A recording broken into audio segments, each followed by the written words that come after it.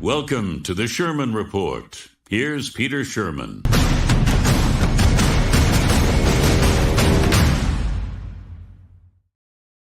Good evening for a Wednesday, and welcome to the Sherman Report.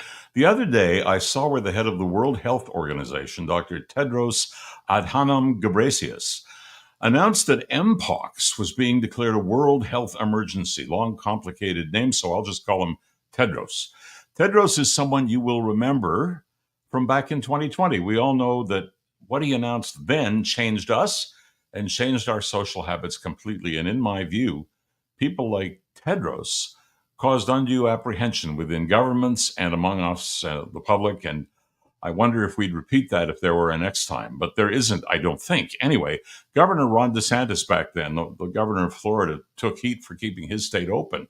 And when Trudeau got on television raving about racists and criminals who'd actually fly on airplanes without protection, I turned to my wife and said, screw him. And actually, the language might have been a little stronger. We got on an airplane, and that was the next week, and we spent 6 months in Florida where life was basically the way it had always been.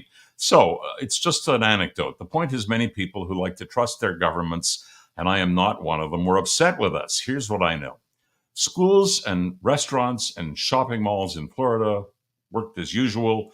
We ate out of doors because it made us comfortable when recalling the fear our own government had instilled. I'm not a doctor. I'm not a pharmacologist. I'm just a guy who reads voraciously. I make no medical recommendations here whatsoever, but I am hoping to educate. And that's why our next guest is himself a physician with expertise in infectious diseases. So Tedros announced recently that MPOX, or what was once called monkeypox, has been declared a world health emergency. I see the incipient signs of people in authority, like Tedros, trying to push our buttons again. But my guest is a noted expert in infectious diseases, and he can give us the truth as we should believe it. His name is Dr. Neil Rao. He is with the University of Toronto, and Dr. Rao joins us now. Welcome. Hi. Good to have a man of few words. I like that. Good to have you with us. What a trip down the past there. Thinking about talking about the same man. Okay, well, I mentioned monkeypox, and we happen to be on YouTube, and YouTube takes a verbatim transcript that a machine prepares and runs it through a series of bots. And we're not supposed to give medical opinion, but you're a medical person. You're a licensed physician. And so I think with you, it's okay. And I thought this was important because if the World Health Organization is talking about MPOX and saying it's a world health emergency, we're in the world. What does that mean? So monkeypox itself is an ugly name. I understand the reason it's been changed, but it has been around for years. Now we call it MPOX. Do Canadians have to worry? In general, I don't think all Canadians need to worry, but I think we need to pay attention to what's going on in developing countries with the response to MPOX. And I do want to turn the clock back a bit to what happened with Ebola, where the World Health Organization was accused of sleepwalking and not responding quickly enough. So that's partly why you're seeing the trigger get pulled for this intermediate thing called a public health emergency of international concern. That doesn't mean it is going to turn into a pandemic or be called a pandemic, but it draws a lot of attention to come up with this label from the World Health Organization perspective. And quite honestly, it also draws funds from countries across the globe to support the WHO with their efforts, to provide them lab resources, to provide them medical resources, epidemiologists, et cetera. So it's a rallying cry that does get resources, as long as it doesn't raise undue apprehension that people think. So here I am, and I'm in the news business, or at least the information business, and I pay attention to information. And I hear this world health emergency. Okay, I've heard that one before, and it scared me then, and I'm not going to let it scare me so much now. I'm going to ask a guy who knows. You're the guy who knows, and you say Canadians should not be so concerned. But that means we should be some concerned. Why don't you define what you mean? Yeah. So what I'm saying is there's a small population in Canada that needs to be concerned. First of all, I want to point out two things. We've had MPOX outbreak in 2022. That was from a different clade, CLADE, which is like a variant or like a strain of this What we're talking about right now in Central Africa, rather than the West African clade from before, is a different clade, a different strain, spreading in a somewhat different population and potentially causing severe disease in kids. The outbreak we had in 2022 was an outbreak amongst men who have sex with men and to some degree people who are in commercial sex work. We are concerned here about that type of population being affected by this clade of the virus, but we have not seen tons of cases outside that area yet. There was one case identified in Sweden, and it was someone who had been to that part of the world. So we're not seeing spread amongst people with no history of travel so far with this new clade or substrain called 1B. So I think if I'm interpreting this right, and please immediately interrupt me if I'm wrong, is the people who have to worry about this most are people who are exposed to folks who have arrived back from Central Africa, and very particularly people who have reason to have a high degree of contact. That might be men who have sex with men, but it could be anybody if you're at close quarters. It could be intimate household contact as well. So we don't know if this has the same profile as the other outbreak, which was very clearly linked to men who have sex with men or people with multiple sex partners at a commercial sex venue, if you want to call it that. So I'm not stigmatizing by any means. I'm just describing what it was. But so far, we don't have that profile with this new sub outbreak. But we need more information. And I also think another issue is that we need to gather more information in a place like the Democratic Republic of Congo where health resources are scarce. And so you don't really know how many cases there are in truth, testing as many people as you would if the outbreak were happening in a developed country. So if you can't test, you don't know how deadly it is because you only see the deadly cases, which are not that common, admittedly, but you don't see the cases that are mild because you don't test them. So you think the disease is more deadly in the early phases of analyzing an outbreak.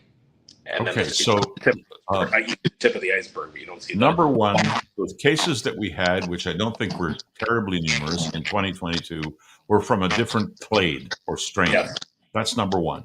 Correct. Number two, we have not seen, to my knowledge, to your knowledge, any indigenous cases in Canada from this clade. Is that correct? That's correct. Okay, so far we're scot-free. Right. And we haven't seen any cases that we can't trace back to Africa from people who traveled there. In fact, I don't think we've seen any of those.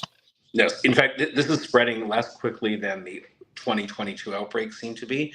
In 2022, what happened is that it was almost recognized after it had spread to some degree. People were thinking, oh, these people might have syphilis or whatever. And then they went, oh, maybe it's monkeypox. And once they announced it and once we had testing, you look and you find. In this case, we have a preparedness where there is testing available if a case is suspected. So it's good to be on top of on top of the ball from a lab perspective. If you don't have the lab test, you're not going to know it's this. But I will say so far, I'm reassured. Need more time to watch this. I think it's more of a crisis where there are a lot of cases where you don't have good access to health care. But I think we need some perspective. It's an emergency from a WHO perspective to try and get more information. That's what it means to me. Okay, but if we're sitting here in North America... No, I don't think so. Okay, so there are several cases in Europe. You mentioned one in Sweden. Yeah. It's obviously the same thing. It's imported. Yes. So that person will probably recover, and that'll be the end of Sweden unless somebody else comes from Africa. Yeah, or there might be some secondary spread in Sweden as well from that person. But also you have to look at how easily does this spread person to person. We don't have that information yet. But what I can say is every week that goes by that you're not finding cases galore, to me is reassuring, especially in developed countries where testing preparedness has happened. So the more testing infrastructure you have, when you see a case, you're going to test and figure it out. That if you don't find cases in an environment like that, that is reassuring. So you also have to look at countries with a lot of travel exchange with these countries. So Democratic Republic of Congo has more travel exchange with Europe, and especially French-speaking Europe. Sweden is not French-speaking, but Belgium and France would be the countries that would be most likely to find cases first. And they're not announcing a raft of cases yet. So that to me is reassuring. So, what are the average North American's chances of getting MPOX? It sounds like they're pretty darn low. It's low, and others have been quoted saying the same thing. Remember with Ebola, we had some people saying we were going to have cases here before tomorrow. It didn't happen. We didn't have a single Canadian case, and we had one or two cases in Texas and maybe in New York State or California. There were very few cases, so this may turn out to be more like Ebola in terms of the number of cases. Okay, well, Being optimistic. when I hear Ebola, something inside me says, no, you don't want to go near that. But we never have had to go near that, and hopefully we won't. So the question becomes, is this something like the same Dr. Tedros who rang the COVID bell a couple of years ago, and it turned out to be a hell of a situation. Lost you there for a second. Glad you're back. Do we have vaccines in the event that we need them? So we do have that smallpox vaccine that was used in the 2022 outbreak. Believed it should work. It's believed it should work even with this clade of MPOX. Don't have information yet on how well it works or how well it prevents cases. Even if it doesn't prevent cases, if it mitigates, if it makes it less severe, that's worth something. I think that's the optimism we have, but I haven't seen data yet. So I don't have like really good scientific data to tell you how well it works, but there's a belief it should work because it's the same family of viruses as smallpox. And smallpox, as you know, is no longer in existence. Except so here's a question that I've heard asked, and I understand why it's asked. When I was a kid, and when my kids were kids, and frankly, my grandson as well, we all got smallpox vaccinations, which is why there's no smallpox in North America anymore. In fact, I don't think there's much smallpox in the world. And we're told that smallpox is a cousin to MPOX. Does that vaccine or that vaccination have any bearing on whether we get it if we're exposed to it or not? So if you're an older person and you had received the smallpox vaccine, you may have some protection. It's true. Don't know yet. I haven't seen a whole bunch of people here exposed to this virus to know, or even to MPOX for that matter. Most people who got MPOX were younger men who would not have received the smallpox vaccine. Going and giving everybody the smallpox vaccine, because this would be an overreaction, because we don't know how much this will really spread. It might kind of burn itself out. It is believed that the reason MPOX can spread in Africa is because they no longer have smallpox vaccination. So in the 50s, there were sporadic cases, and now these outbreaks seem to pick up more steam because in the 50s, a lot of people had received the smallpox vaccine in Okay, so last question for you, and this is conjecture, I suppose, as much as anything else on your part, because you're not part of the WHO. Why would the WHO, the World Health Organization, declare a world health emergency if we've got entire continents, our own being one of them, that are simply not affected and perhaps not even susceptible?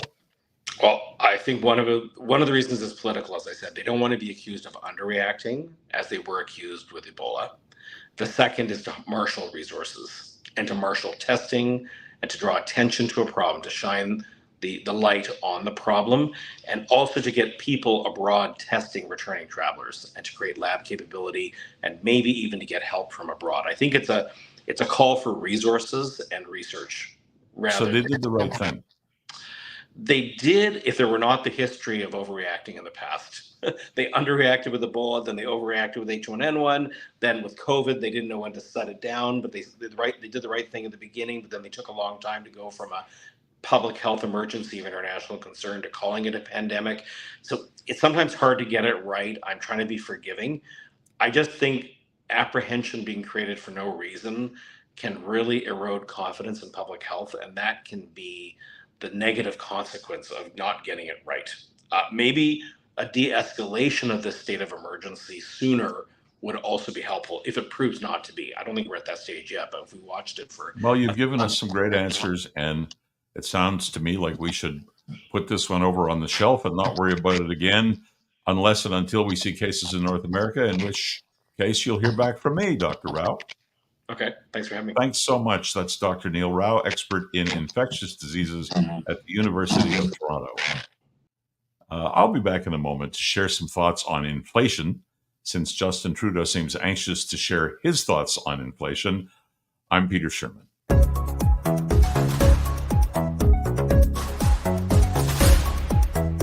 Now, the Sherman Report continues.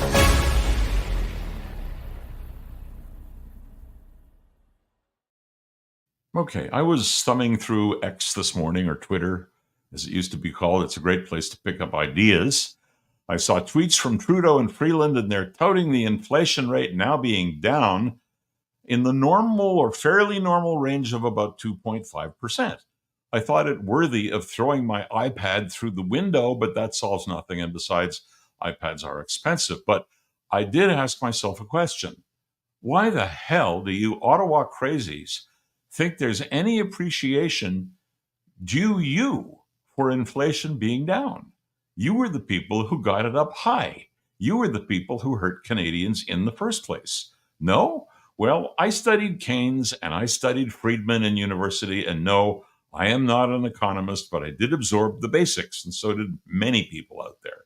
When governments print new money, like you did, to cover what is usually profligate spending, like yours, they not only incur annual deficits and growing debts that might be paid by our kids and our grandkids, but they do more than that. Say I have $1,000 in total in the country's money supply and I can buy a bread for $1. If I suddenly print another $1,000, the money supply has doubled, and the result is that the total money value diminishes by half. I created twice the money supply, the value diminished by half. So the bread at that dollar now must be sold for $2. Get the picture? If you do the math, that $1 bread costs 1% of the money supply, but when the money supply arbitrarily doubles, the $2 bread becomes necessary because all of the component parts of that bread are still going to be 1% of the money supply. The baker, the flour, the yeast, the wrapping paper, the bakery premises, the machines, the shipping, they'd all double. So sure, prices rise due to inflation. Inflation of the money supply by know-nothings in Ottawa. Speaking of the shipping, I remember gas 5 years ago selling it well under $1 per liter. What is that liter worth now where you live? A hell of a lot more than that dollar, and for the same reason, the bread costs more in my little example. More money circulating, less value for all money, and that's before the government adds a special tax like the carbon tax. The government is reaching deeper into your pocket than ever. Having the long hand of government in my pocket is an expression. But what if a stranger reached in and actually poked around in your pocket? That would be pretty obscene. You know what obscene really is. It's Trudeau and Freeland trying to claim any responsibility whatsoever for inflation dropping. It is dropping, but none of that is their doing. Zero. Wow, they say. Down to 2021 levels, now at about 2.5%. Sounds good, but less than half the story. No government can impose inflation or reduce it when it happens. It happens because of the increase or inflation of the total supply of money. And in Canada, those pretty plasticized banknotes we use are no better than playing cards. They are what is known as fiat currency. They actually only carry value because so far, if you owe me $20, I will accept that $20 banknote as payment. What if I refused one day and said, no, I want something real, gold, silver, something real? You might laugh, but proper governments did not print money out of thin air. They supported their currencies with precious metals. That in itself afforded the money supply a finite value and served to control inflation. You want to print more money? Get more gold, so the money supply remains stable. Unknowledgeable people like, say, Jagmeet Singh slag the food distribution system, the oil companies for inflation. I'm not in the business of protecting the Loblaws and Metros of the world or the Essos or Shells. Sort of like this. If Loblaw increases the price of butter or eggs, they are inflating the price, and that is inflation. Sorry, Jagmeet, go back to school and take a basic economics class. They simply up their prices to maintain the value of their goods against an inflated money supply put in place by the government you support. Butter now at $8 a pound, or eggs at $6 a dozen. Who ever expected that? Trudeau should have, but his knowledge of economics is around the same as Singh's.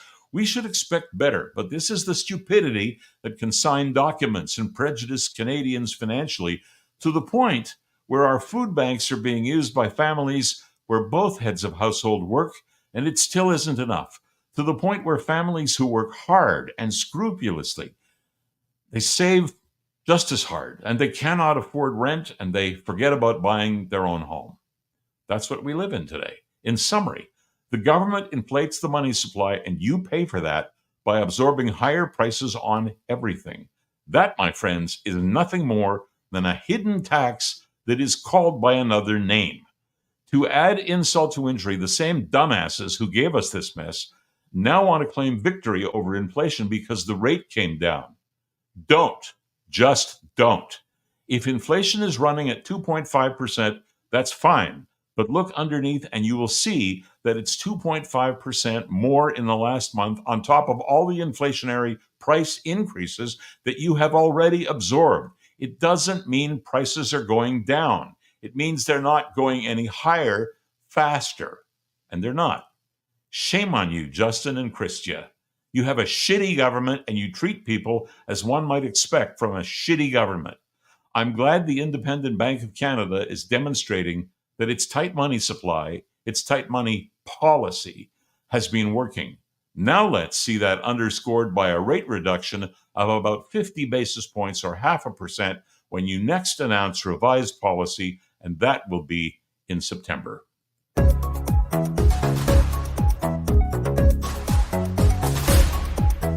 Now, the Sherman Report continues.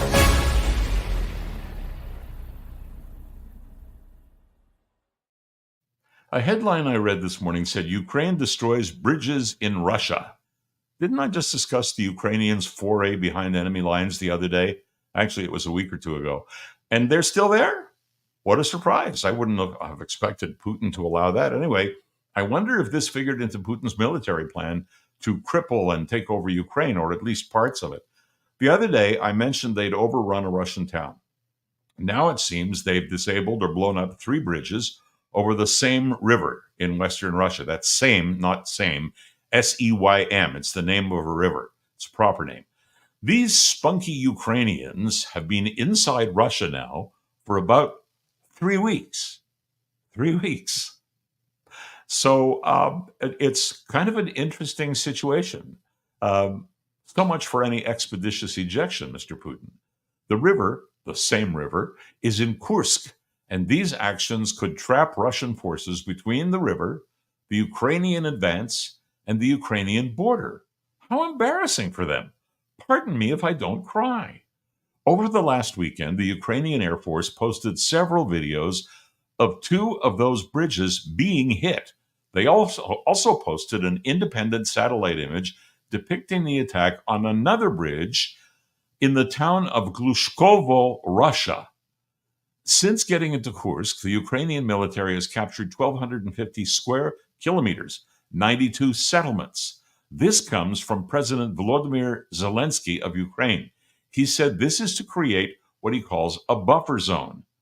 You sure you don't have designs on the Kremlin, Volodymyr? Look, Ukraine may have some Russian territory, but don't expect it to ever be much more than a bargaining chip, which Ukraine will need when territory is ultimately divided up in what will be future peace talks. 17 people have died in Russia in this incursion.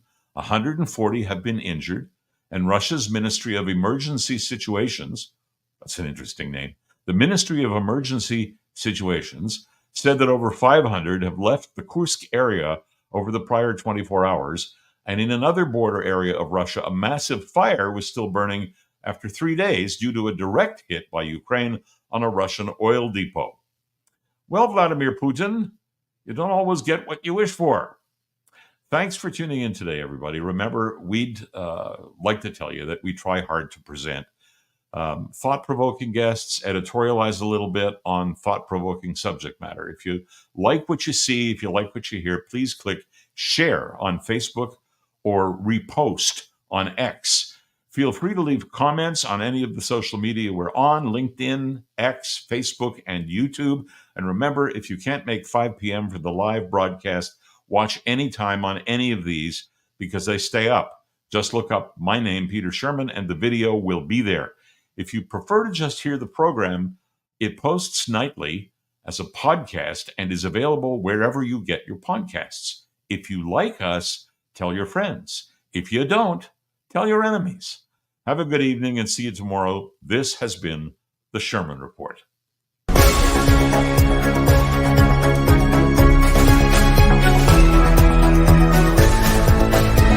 The Sherman Report, available on Apple Podcasts, Spotify, and the video version at YouTube, Facebook, and always at petersherman.com. Thanks for listening to The Sherman Report. If you'd like to connect with Peter directly, just go to petersherman.com.